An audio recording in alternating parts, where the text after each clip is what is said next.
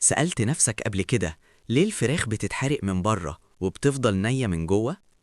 المشكلة مش في الفراخ خالص، المشكلة في الاستعجال. أول غلطة بنقع فيها النار العالية، الوش بياخد لون ويقفل بسرعة والقلب لسه ما لمسوش النار. تاني غلطة، الفراخ بتطلع من التلاجة على الطاسة عدل، كده بره بيسخن بسرعة وجوه بيفضل تلج. عايز تسوية صح؟ ركز معايا في الكلمتين دول. طلع الفراخ من التلاجة قبلها بتلت ساعة والنار تكون متوسطة مش مولعة. سويها على مهلك خالص وغطا خفيف في الأول هيساعد الحرارة توصل لكل حتة جوه. لو الصدر تخين أو الورك كبير، شقة خفيفة بالسكينة عشان تفتح طريق للحرارة. واوعى تحط مية في الأول، المية بتسلق الوش وبتحبس العصارة. لو اضطريت تبقى رشة صغيرة قوي في النص. الزيت يكون سخن مش بيغلي، عايزين نسمع صوت تش هادية مش فرقعة وحريق.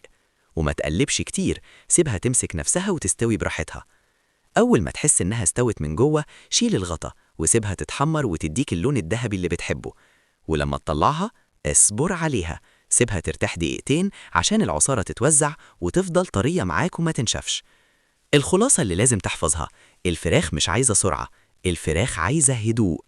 واللي بيصبر بياكل أحلى فراخ مظبوطة. ما تنساش تصلي على الحبيب وتعمل لايك وشير، دعمكم هو اللي بيخلينا نستمر ونقدم ليكم كل جديد.